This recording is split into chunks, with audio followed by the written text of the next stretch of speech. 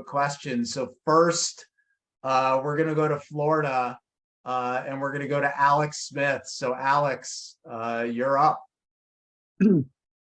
Wow.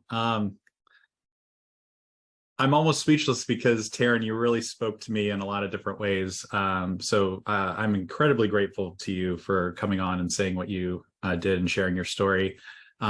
You spoke to me in a lot of ways because I never really considered myself a very resilient person. But in 2019, I felt like I got just blindside after blindside. I've never been blindsided by a car, but that's how I felt like in my real life. Like I got a call by my boss just out of the blue saying, it's not you, it's us. We're going to have to lay you off after 7.5 years. Where do I send your paperwork to break up with you?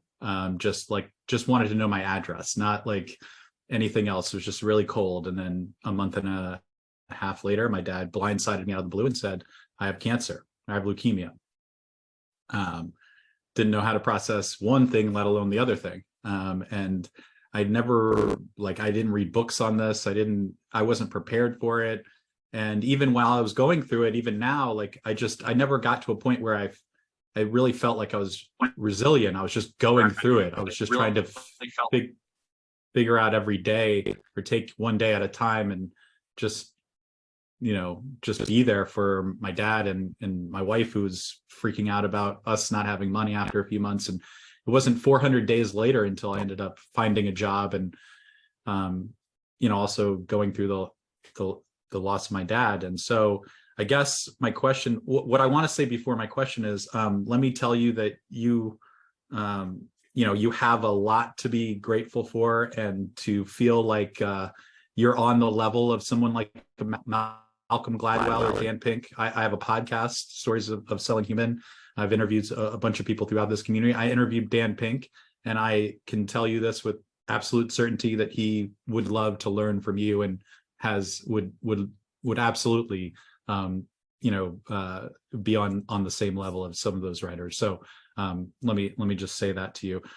But my question is, when did you? It's sort of a flavor of Scott's question. So I'm curious of where you would say this. Since I don't ever know, I still don't never really considered myself a resilient person.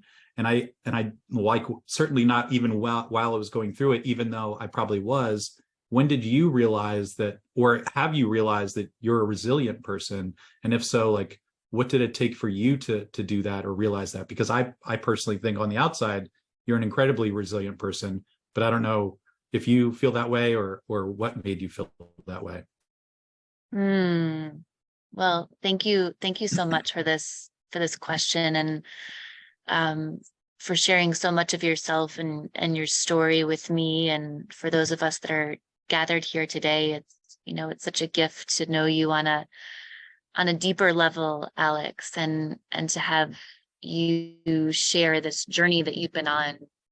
And thank you also for your compliment, about my work and the level that you see it on, with someone like Daniel Pink. That means, so much to me. So thank you for all of that. I do see myself as a very resilient person. And, the nature of being an outlier means, at least in my mind, right, that there's sort of like a scatter plot of data where there's a lot of dots that represent, people or things or groups that are close together. And then there's another dot in that data set that's, way out far someplace. And that is what we would consider, in data or statistics to be an outlier. And so I think by definition, not everyone can be an outlier, because once everyone gets to that place where the outlier is, then it's no longer an outlier, right? What I can tell you is that we all do and get to be and truly are resilient. And I know that because of this work that I've done, and that,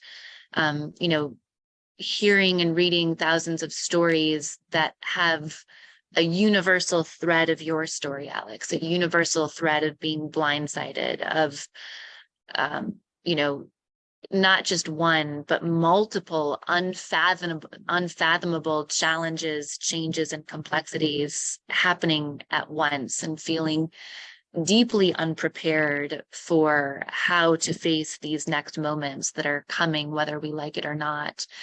And it's really through doing this work that I've gotten to understand and get to know resilience on a much more intimate level. And I think it's the things like recognizing that when we don't go back to who we are before, that still, you know, that is resilience, right? It's resilience isn't the bouncing back that blocks our ability to be able to appreciate what resilience truly is. And, you know, that it is tied to your humanity, who you are, because even though, you know, those sort of catastrophic things were put in the path of your life, yet here you are, right? Joining us today, having grieved the loss of your father and having found a new job. And, you know, I see a home, you know, in the background behind you. And so, you know, you once again have a roof over your head and food on the table, even though you didn't know how you were going to do that. And I think another sort of misnomer of resilience that really blocks our ability to recognize it within ourselves is we think that resilience is supposed to feel good. You know, like I'll know resilience because I'll feel good when I'm demonstrating it. It'll, you know, I'll feel powerful. I'll feel accomplished. I'll feel in control. And in fact, I think the moments when we demonstrate, you know, resilience at such a great capacity, those are the moments when we feel the worst.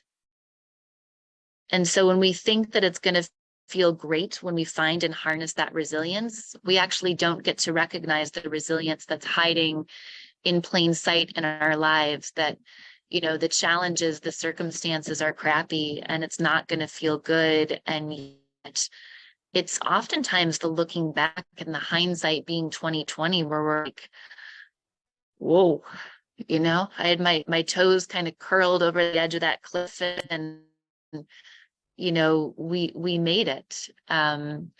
So I think it's those things. It's the, you know, recognizing that we bounce forward, recognizing resilience as part of our humanity, recognizing that the moments feel crappy, and so the demonstration of resilience doesn't really actually feel good.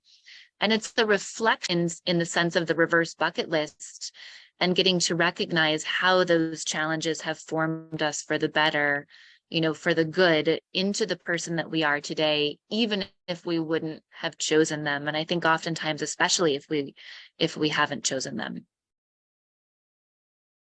Phenomenal. Jamie in Michigan, you're up.